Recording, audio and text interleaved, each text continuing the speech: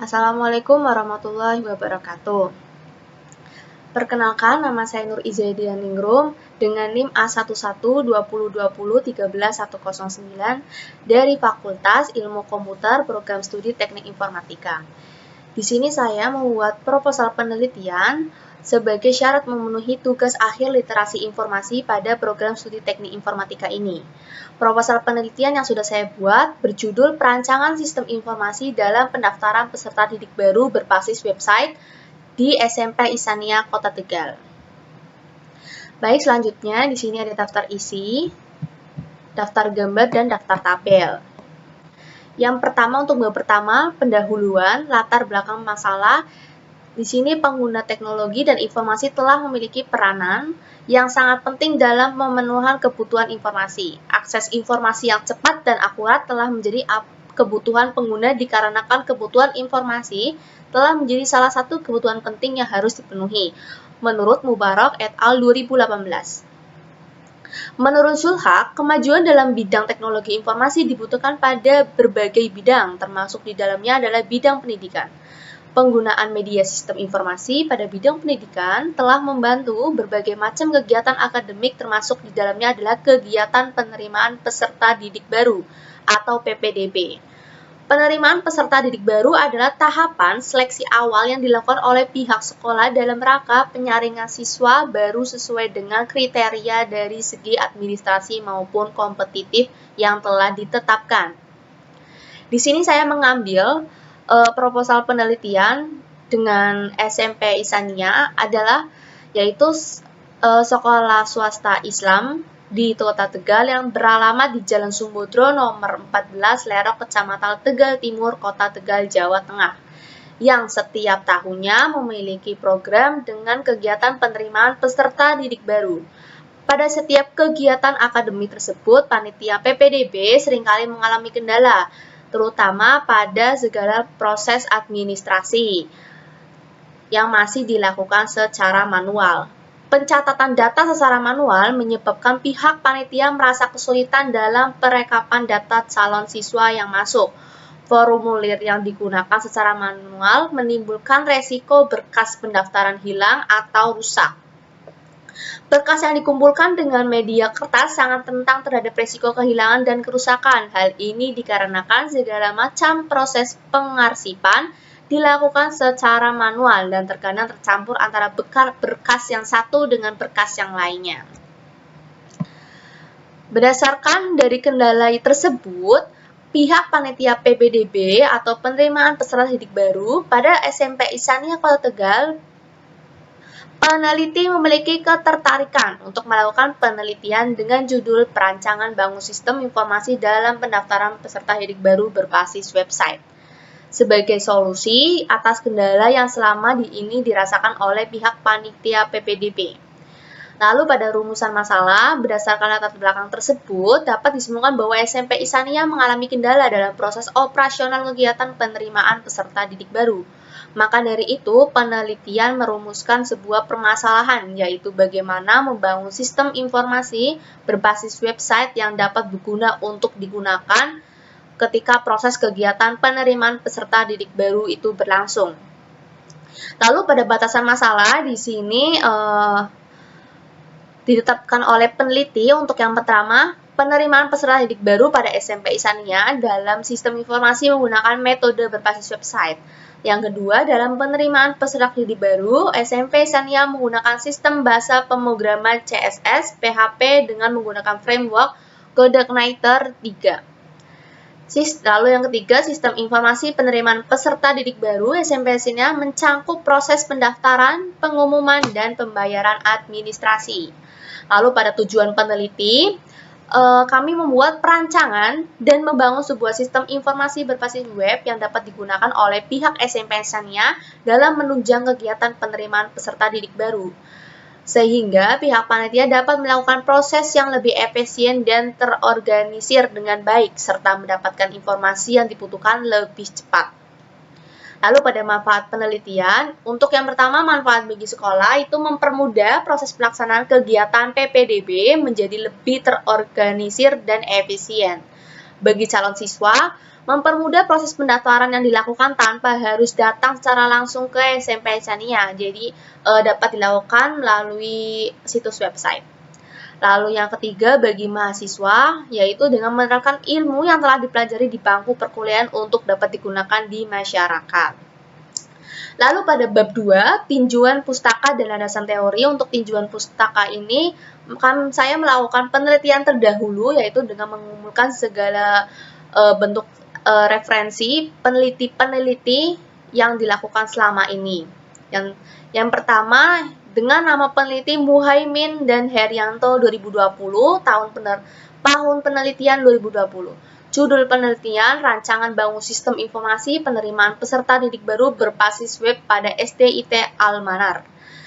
Menggunakan metode pengembangan sistem dengan waterfall, dengan hasil penerapan aplikasi PPDB pada SDIT Almanar dapat mempermudah proses pelaksanaan kegiatan penerimaan peserta didik baru. Kemudian ini berkaitan dengan kelancaran proses dan memberikan efektivitas waktu yang dibutuhkan. Lalu yang kedua, ada nama peneliti Mayasor et al. 2021 dengan tahun penelitian 2021 dengan judul Rancangan Bangun Sistem Informasi Penerimaan Peserta Didik Baru atau PPDB siswa-siswi SMK Merah Putih. Dengan menggunakan metode sistem waterfall, dengan hasil promosi yang dilakukan oleh pihak SMK Merah Putih menjadi lebih efektif dikarenakan website PPDB yang digunakan dapat diakses oleh masyarakat dan memudahkan masyarakat dalam mendapatkan informasi dengan cara cepat dan akurat. Lalu selanjutnya ada Puspita et al. 2021 dengan judul penelitian Rancangan Bangun Sistem Informasi Penerimaan Peserta Didik Baru berbasis website dengan metode spiral. Menggunakan metode spiral, dengan hasil website PPDB yang dikembangkan mampu menjawab kebutuhan pengguna. Pengguna yang diberikan kemudahan oleh akses informasi yang cepat dan akurat serta mempermudah dalam melakukan pendaftaran sekolah. Lalu ada Indah et al. 2020 dengan judul penelitian pemanfaatan web sebagai sistem informasi PPDB pada SLBN Kota Bangka Tengah.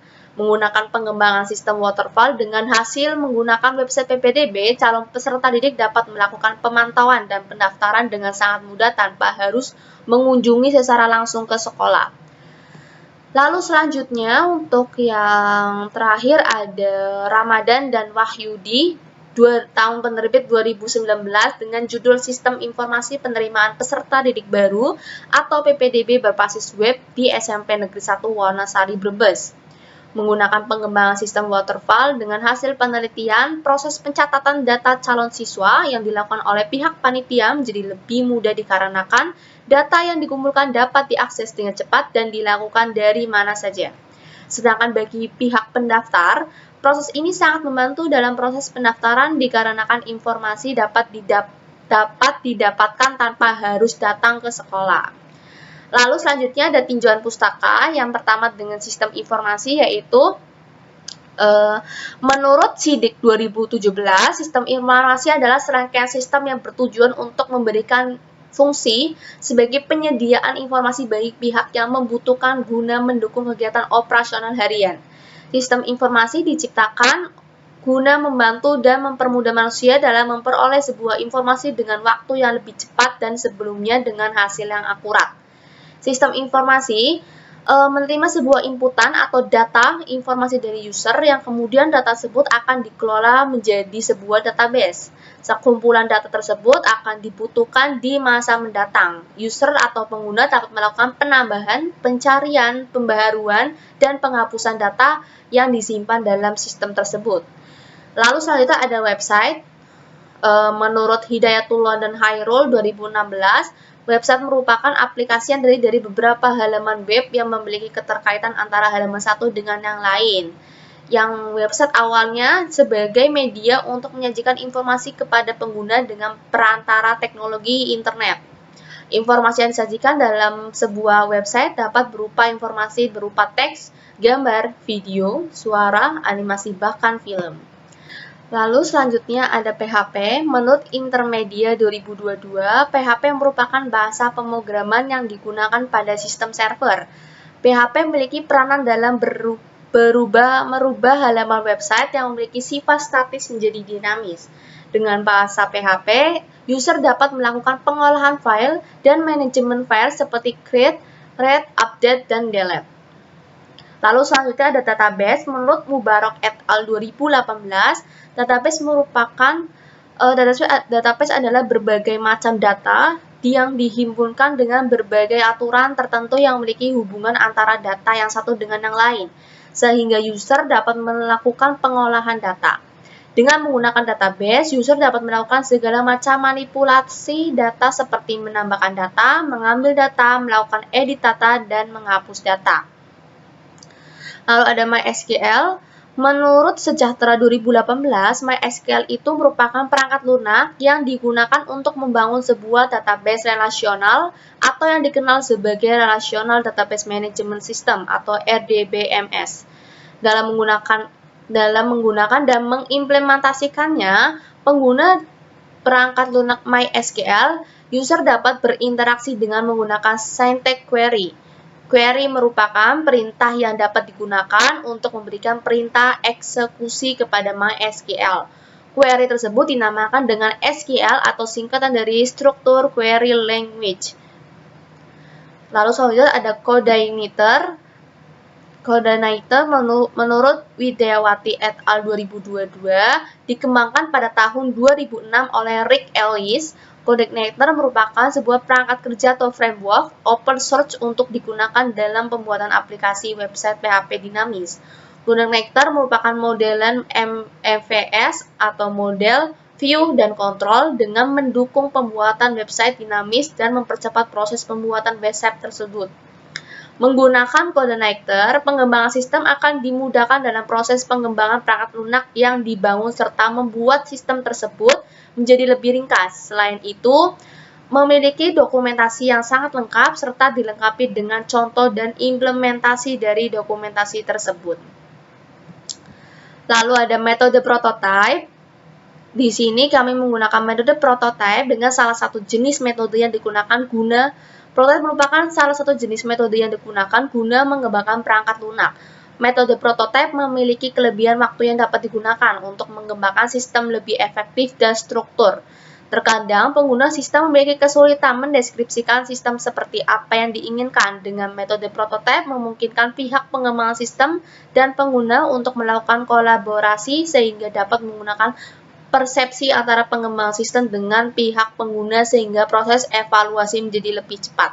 Menurut Maya 2020, menggunakan metode prototipe ini dengan cara membuat perancangan prototipe yang mendeskripsikan gambaran sistem perangkat lunak yang akan dibangun. Lalu ada bab 3. Ini ada diagram alir penelitian untuk identifikasi masalah, tinjauan studi, pengumpulan data termasuk pada tahap perancangan, lalu selanjutnya masuk ke analisis sistem, lalu selanjutnya ada perancangan sistem dan penerapan coding dengan tahap pengkodean menggunakan MySQL, PHP, CSS, Coordinator, dan text editor Visual Studio Code. Lalu selanjutnya ada uji sistem dan maintenance dengan tahap implementasi sampai selesai. Berdasarkan diagram alir penelitian di atas dapat dijelaskan bahwa pada awalnya peneliti akan melakukan identifikasi masalah yang dapat melaksanakan kegiatan penerimaan peserta didik baru SMP Sania Kota Tegal. Setelah itu, penelitian akan merumuskan masalah-masalah tersebut yang dihadapi oleh SMP Sania. Setelah proses identifikasi masalah selesai, penelitian kemudian akan melakukan proses analisis tinjauan studi yang dilakukan oleh penelitian dengan cara berbagai penelitian sebelumnya yang telah dilakukan yang memiliki hubungan dengan tema penelitian. Penelitian kemudian akan melakukan pengumpulan data guna menunjang penulisan laporan penelitian. Pada proses pengumpulan data primer, penelitian akan menggali data yang berasal dari data sumber utama yakni narasumber. Penelitian akan melakukan proses wawancara kepada narasumber kredibel yaitu selaku pihak dari panitia pelaksanaan PPDB SMP Sania. Penelitian akan melakukan observasi lapangan dengan terjun langsung ke SMP Sania untuk melakukan pengamatan secara langsung. Dari data tersebut, peneliti akan menganalisis sistem yang sedang diterapkan pada sekolah. tersebut dan memberikan sebuah sistem usulan baru yang lebih ringkas dari sebelumnya untuk menyelesaikan permasalahan sebelumnya. Penelitian kemudian akan melakukan perancangan sistem usulan baru kepada pihak sekolah dengan perancang database dan user interface yang akan diterapkan pada sistem yang diusulkan. Setelah proses itu, perancangan selesai dan melakukan kolaborasi dengan pihak sekolah, peneliti akan mulai mengimplementasikan hasil perancangan tersebut dalam bentuk kode. Pengkodean menggunakan bahasa HTML, CSS, PHP dengan mengimplementasikan database MySQL di dalamnya. Jika proses pengkodean telah selesai, maka peneliti akan melakukan testing terhadap sistem yang telah diusulkan dan melakukan penyerahan kepada pengguna. Lalu selanjutnya pada metode pengumpulan data, yaitu dengan dilakukan oleh peneliti dengan cara mengumpulkan data primer dan sekunder menggunakan metode wawancara. Data primer itu merupakan data yang diperoleh dari sumber pertama. Lalu yang data ini didapatkan melalui narasumber secara langsung, yaitu dengan seseorang yang dapat dijadikan sebagai objek penelitian sebagai sarana untuk mendapatkan data tersebut. Data tersebut akan dikumpulkan dengan melakukan wawancara terhadap narasumber langsung yang berada di SMP Isania, dengan memberikan serangkaian pertanyaan terkait dengan kendala yang terjadi di lapangan pada saat pelaksanaan PPDB.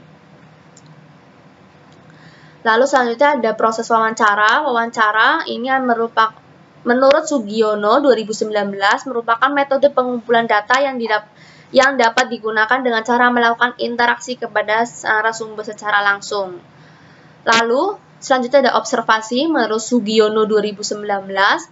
Selain melaksanakan wawancara, peneliti juga melakukan survei secara langsung ke objek penelitian. Dalam hal ini, peneliti melakukan pengamatan dan analisa dengan melihat berbagai seperti apa sih penerapan sistem berjalan yang saat ini digunakan oleh objek penelitian. Penelitian telah melakukan observasi ini dengan data ke SMP Isania yang beralamat di Jalan Sumbodro nomor 14 Selerok, Kecamatan Tegal Timur, Kota Tegal, Jawa Tengah pada tanggal 17 November 2022 sampai dengan 20 November 2022. Baik, sekian presentasi dari saya mengenai proposal penelitian yang sudah saya buat. Wassalamualaikum warahmatullahi wabarakatuh.